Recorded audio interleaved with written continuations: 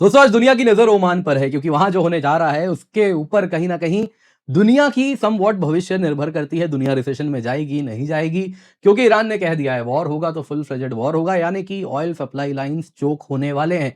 $100 पर बैरल अगर तेल पहुंच जाए तो मतलब बहुत ज्यादा कहीं ना कहीं आश्चर्यचकित होने वाली बात नहीं होगी। कहीं ना कहीं दोस्तों उसी को ध्यान में रखते हुए ईरान और यूएस के बीच में टॉक्स होने वाले हैं आज ओमान में। और इसके पहले ये टॉक्स हो, यूएस ने मानो जैसे खून का घूंट पी लिया है, अपना प्राइड स्वॉलो करते हुए उसने न कहते हुए भी साफ साफ कह दिया। ईरान ने कहा कि देखिए तुम चाहते हो कि हम टॉक्स करें इस्तांबुल में, और ईरान ने इनिशियली एक्सेप्ट भी किया लेकिन बाद में कहा हम नहीं आ रहे इस्तांबुल, आना है तो ओमान आओ। यूएस ने कहा हम नहीं आएंगे, तो ईरान ने कहा ठीक है फिर टॉक्स नहीं करते हैं। फिर यूएस ने कहा अच्छा चलो कर लेंगे ओमान में। अब दोस्तों ये सब होने के बाद, यूएस के कैरियर स्ट्राइक ग्रुप के ऊपर ईरानियन ड्रोन्स भेजने के बाद, अमेरिकन शिप को कब्जा करने के बाद, प्रयास करने के बाद कब्जा करने का, अब टॉक्स होने वाला है। और ईरान साफ साफ कह रहा है हमने तो यूएसए को ह्यूमिलिएट कर दिया है, फिर टॉक्स पे उसको लेकर के आ रहे हैं। खैर इसी बीच और एक न्यूज आई है, यूएस ने आज अपने जितने भी नागरिक हैं उनको आदेश दे दिया है कि ईरान खाली कीजिए। अब सोचने वाली बात है कितने ही अमेरिकन नागरिक इस वक्त ईरान में हैं, जो है वो तो शायद जेल में है, तो वो तो खाली नहीं कर पाएंगे। तो किसकी बात हो रही है? कई लोग कह रहे हैं नहीं और कुछ नहीं है, बस प्रेशर टैक्टिक यहां पर देखने मिल रहा है। बहुत सारी चीजें हो रही है। आज विटकॉफ और कुशनर, उनके बीच में विटकॉफ और कुशनर पहुंच चुके हैं ओमान। वो ईरानियन फॉरेन मिनिस्टर अरागाची के साथ आज चर्चा करने वाले हैं। और इससे पहले ये चर्चा हो, अरागाची ने कह दिया कि देखिए हमारी तो नजरें खुली है, we still remember what you did last summer, कुछ वैसी ही बात कही है। क्या हुआ है? खैर उसके पहले आईआरजीसी के ऑफिशियल्स ने कह दिया कि देखिए अमेरिकन नेगोशिएटिंग टेबल पे आए हैं ह्यूमिलिएशन के साथ। आज यूएस कमजोर है, कोई भी मिस्टेक वो करेगा तो वो उसका आखिरी होगा।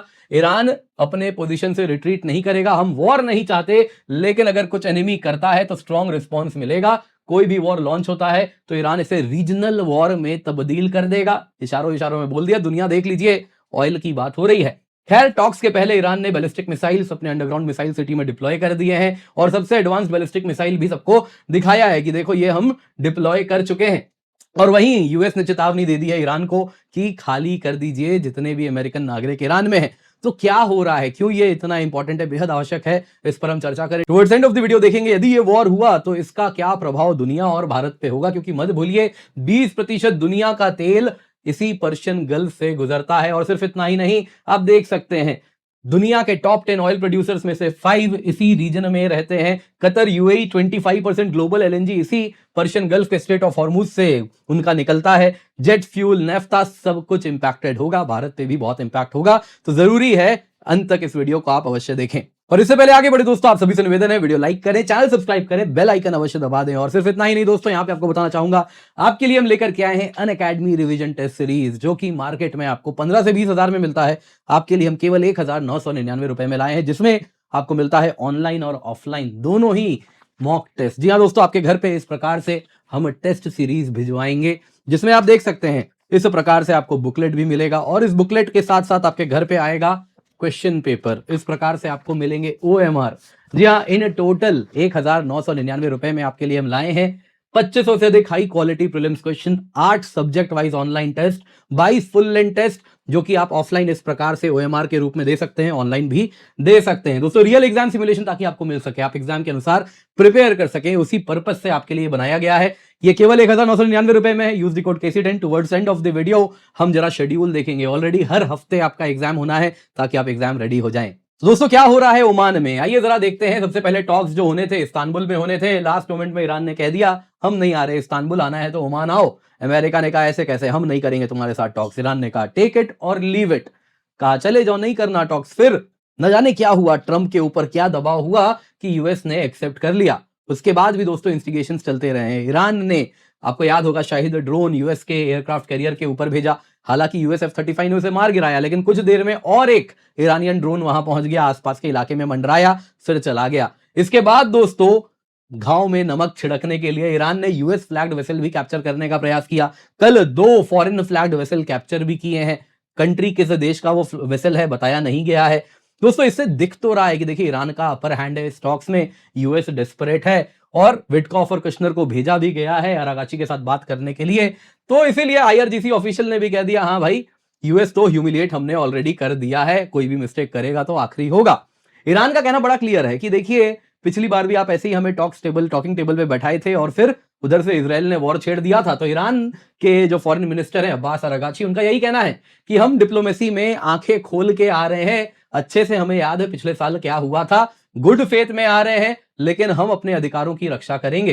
दोस्तों यहाँ पे ईरान के स्टेट रन प्रेस टीवी ने भी कह दिया कि देखिए जो ईरान का most advanced long range ballistic missile है खोरमशार 4, वो डिप्लॉयड है और इसका जो रेंज है दोस्तों 2000 किलोमीटर का है। तो कुछ इस प्रकार से जितने भी यूएस बेसेस इस इलाके में है सबको ये कवर करता है। तो इसीलिए आसपास के जो रीजनल अलाइज हैं यूएस के, वो भी बड़े डरे हुए सहमे हुए हैं कि अगर वॉर हो गया तो फिर हमारा भी जो तेल है सब कुछ सप्लाई वगैरह बंद हो जाएगा, दुनिया भी कहीं ना कहीं इससे इंपैक्टेड होगी। तो यहां पे दोस्तों, यहां पे आप देख सकते हैं तेहरान ने अनाउंस किया कि अपनी मिलिट्री पॉलिसी भी ईरान ने बदल दी है। पहले क्या था 12 डे वॉर के पहले कि वो डिफेंसिव पॉलिसी रखे थे, अब उन्होंने कहा कि अब हम फर्स्ट स्ट्राइक पॉलिसी में यकीन करते हैं, डिफेंसिव पोस्चर इस बार पालन नहीं करेंगे। अब दोस्तों ये टॉक्स होने वाले ओमान में, तो एजेंडा क्या है?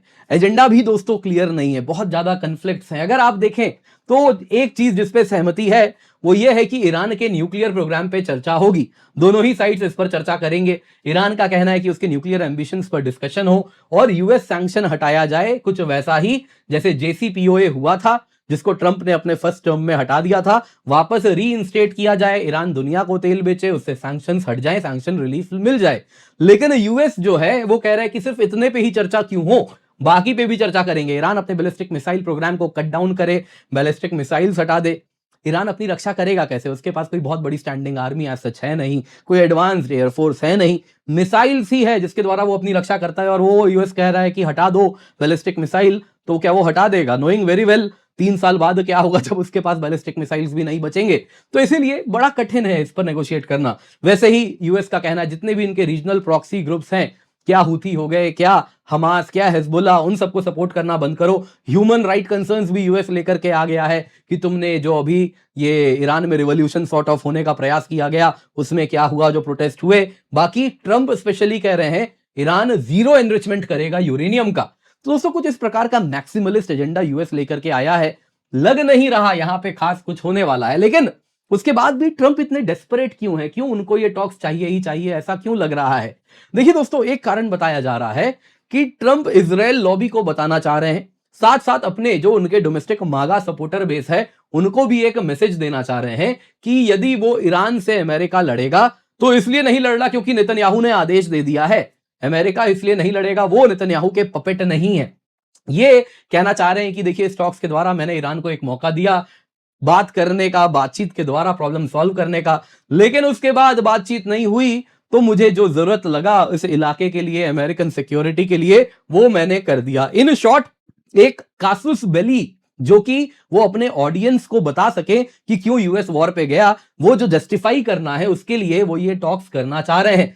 अगर टॉक सक्सेसफुल हो गए, जिसकी संभावना थोड़ी कम है, तो वो कह देंगे जी देखो मैंने वॉर अवर्ट कर दिया, पीस प्रेसिडेंट हूं मैं, और वो सारी बातें हो जाएंगी। तो ये प्लान देख रहा है। दूसरा क्या है दोस्तों, रीजनल अलाई का बहुत ज्यादा प्रेशर है। At least as per reports 9 Middle Eastern leaders, क्या तुर्की, क्या यूएई, क्या सऊदी और अन्य सभी ने एक बात कही, हाई लेवल मैसेज भेजा। जब इस्तांबुल टॉक्स कैंसिल होके यूएस ने कहा ओमान नहीं जाएंगे, तो इनको बोला गया कि देखिए अब टॉक्स कैंसिल मत कीजिए, अगर यूएस ईरान वॉर हुआ तो पूरा इलाका डिस्टेबलाइज हो जाएगा, oil flows, refugee crisis, proxy conflicts, बहुत सारी चीजें होंगी। ईरान बहुत बड़ा है, यदि वॉर लंबा खिंचा तो आप भी फंसिएगा, पूरा इलाका भी इसमें फंस जाएगा, एनर्जी फ्लोज रुक जाएंगी, बहुत ज्यादा समस्या हो जाएगी। तीसरा कारण हो सकता है दोस्तों, यूएस जैसा दिख रहा है कि एक ब्रॉड डील ईरान को देना चाह रहे हैं, जेसीपीओए तक रीइंस्टेट करने की बात हो रही है। तो अगर वैसा होगा, यूएस सैंक्शन रिलीफ होगा, तो अमेरिका कहीं ना कहीं कहना चाह रहा है ईरान को कि चाइना को युआन में तेल बेचना तुम बंद करोगे, दुनिया को बेचो, डॉलर में बेचो और सैंक्शंस तुमसे हट जाएंगे। तो चाइना का काट भी यहां पे निकालने का प्रयास किया जा रहा है। इसलिए अगर आप देखें तो डील लेके ट्रंप के खास लोग जैरेड कुशनर और स्टीव विटकॉफ जा रहे हैं, एक गोल्फ खेलते हैं और दूसरे दमाद हैं, तो अपने लोगों को भेजा गया है, कुछ अपना जो हर बार होता है, कुछ ट्रंप के लिए भी कुछ, उससे कहीं ना कहीं कुछ हो, तो वो डील जा रहा है। खैर, यूएस ने आज ईरान में अपने नागरिकों को चेतावनी दे दी, ऑर्डर दे दिया कि देखिए जितने भी अमेरिकन नागरिक ईरान में हैं वो ईरान खाली कर दे।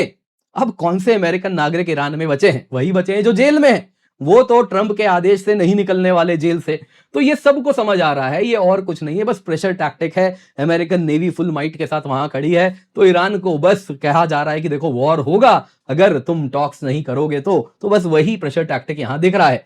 दोस्तों आज दुनिया इस पर नजर गड़ाए बैठी है, कारण है यदि वॉर हो गया तो वो कैटास्ट्रोफिक होगा, क्योंकि इस बार कहा जा रहा है फुल स्केल वॉर होगा। सवाल यह भी पूछा जा रहा है क्या ट्रंप फुल स्केल वॉर लड़ पाएंगे? जब बॉडी बैग्स आते हैं तो क्या अमेरिकन सोल्जर्स पहली बात ट्रंप भेज पाएंगे? ग्राउंड एक्शन के बिना क्या होगा? क्या स्ट्रेटेजी बनाई गई है? बहुत सारे सवाल यहां पर पूछे जा रहे हैं। तो कौन लड़ने वाला है? ट्रंप चाहते हैं 4 दिन 5 दिन की लड़ाई और फिर वापस आ जाना, लेकिन ईरान तो कह रहा है जी मैं तो फुल स्केल वॉर करूंगा, लॉन्ग टर्म वॉर करूंगा। तो इस तरफ यदि ईरान बढ़ेगा, हालांकि हो सकता है ईरान भी इस वक्त गिदड़ भपकी दे रहा हो, तो बहुत सारी चीजें यहां पे प्रॉपर अगर आप देखें तो दोनों साइड से थोड़ा सा गिदड़ भपकी वाला फेज भी हो रहा है। और उसी में अक्सर क्या होता है दोस्तों, उसी में चीजें हीटअप हो जाती हैं और फुल स्केल वॉर भी छिड़ जाता है। तो दोस्तों यदि वॉर हो गया तो बहुत ज्यादा इंपैक्ट होगा। 20% वर्ल्ड ऑयल यहीं से गुजरता है। ऑयल प्राइस $100 पर बैरल भी पार हो सकते हैं, क्योंकि सिर्फ ईरान तो आप कह देंगे सैंक्शनड है, सही बात है, लेकिन ईरानियन ऑयल बस चाइना लेता है, बाकी दुनिया का क्या? वो तो सऊदी से तेल लेती है, वो तो यूएई से तेल लेती है, वो तो कतर का एलएनजी लेती है, वो सब भी चौक हो जाएगा। हो सकता है ईरान पूरा का पूरा पर्शियन गल्फ माइन बिछा दे, उसमें सी माइंस बिछा दे, तो समस्या हो जाएगी, पूरा का पूरा तेल का फ्लो रुक जाएगा। और यदि ऑयल इतना महंगा हो गया तो इन्फ्लेशन इतना ज्यादा आएगा कि रिसेशन रिस्क भी आना शुरू हो सकता है। ऑलरेडी ग्लोबल इकोनॉमी आप देख ही रहे हैं क्या है। दोस्तों भारत के ऊपर भी खतरा है। 60% तेल अभी भी हम गल्फ कंट्रीज से हमारा आ रहा है, तो हमारे लिए समस्या है। ईरानियन ऑयल यदि कट डाउन होता है, वैसे ही फ्यूल प्राइसेस, फूड प्राइसेस, रुपी गिरेगी, बहुत सारी समस्याएं हो सकती है आपको। हालांकि एक बात बताना चाहूंगा, आज का ये न्यूज है, इंडिया ने ऑलरेडी भांपना शुरू कर दिया है। ये न्यूज आया है दोस्तों, रॉयटर्स का ही न्यूज है। Reliance 2 million barrel Venezuelan oil by कर रहा है। इंडिया ने ऑलरेडी वो ऑर्डर प्लेस कर दिया रिलायंस ने। हालांकि इससे यह दिख रहा है कि हम कुछ डाइवर्सिफिकेशन भी कर रहे हैं, वेनेजुएला से भी तेल लेंगे तो ईरान का जो ये इंपैक्ट हुआ, तो जो पर्शियन गल्फ से आने वाला तेल है उसका ऑल्टरनेटिव रूट भी बनता हुआ दिख रहा है। वीडियो पसंद आई होगी दोस्तों, लाइक जरूर कीजिएगा। इसके सिवा आपको याद दिलाना चाहूंगा, आपके घर पे दोस्तों हम भिजवा रहे हैं केवल 1999 रुपए में इस प्रकार से कंप्लीट ऑनलाइन और ऑफलाइन टेस्ट सीरीज। जी हाँ दोस्तों, 30 टेस्ट इन टोटल मिलते हैं आपके घर में। इस प्रकार से दोस्तों एक कॉम्प्रिहेंसिव बुकलेट पहुंचेगा, साथ ही साथ दोस्तों इस प्रकार से आपके पास क्वेश्चन पेपर्स आएंगे ताकि आप एक्चुअल एग्जाम के अनुसार एग्जाम दें। ओएमआर बबल है ताकि आप एक्चुअल एग्जाम सिमुलेशन फील कर सके। जी हाँ, रियल एग्जाम की तैयारी यहां पर कराई जा रही है, सब कुछ आपके घर पे डोर स्टेप डिलीवरी है। 2500 से अधिक high quality prelims question, 8 subject wise online test, 25 full length test आपको मिल रहे हैं केवल 1999 रुपए में, मार्केट में जो 15 से 20 हजार का मिलता है। आप देख सकते हैं दोस्तों, इस प्रकार से शेड्यूल है। 25 जनवरी, 1 फरवरी, 8 फरवरी, 15 फरवरी। आप देख सकते हैं, अगर आपका इसमें से कुछ टेस्ट मिस हो गया है तो घबराइए मत, ऑनलाइन है 15 मार्च तक ये सारा का सारा टेस्ट, ये आप बाद में भी दे सकते हैं। और इसके बाद दोस्तों हर हफ्ते जो टेस्ट हो रहा है फुल लेंथ टेस्ट होने वाला है। कुछ इस प्रकार से आप देख सकते हैं दोस्तों, यहां पे आपको हम पेपर 1, पेपर 2 ऐसे घर में भिजवाएंगे, जो कि आपको मिलेगा एक्चुअल जैसा यूपीएससी एग्जाम कराती है ठीक वैसा ही आपको यहां पर हम प्रोवाइड करा रहे हैं। ऐसे ओएमआर भी आपको मिलेगा ताकि आप एक्चुअल एग्जाम की तरह ओएमआर भर के उसमें भी जो टाइम जाता है वो भी आप एलोकेट कर सकें। और 22 मार्च से 17 मई तक हर हफ्ते आपका फुल लेंथ टेस्ट है, सेम डे पेपर 1 पेपर 2 दोनों रखा है एक्चुअल एग्जाम की तरह। निश्चिंत होकर जुड़े दोस्तों, KC10 कोड यूज करें ताकि केवल 1999 रुपए में दोस्तों आपको ये टेस्ट सीरीज मिल सके, जो कि इंडिया की बेस्ट टेस्ट सीरीज है, इंडिया के बेस्ट एजुकेटर्स के द्वारा बनाई गई है। तो आप निश्चिंत होकर जुड़े, पिन कमेंट में इसका लिंक आपको मिल जाएगा।